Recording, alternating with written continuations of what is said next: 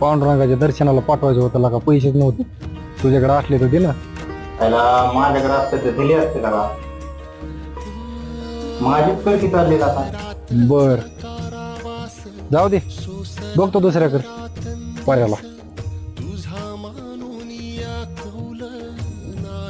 Hello.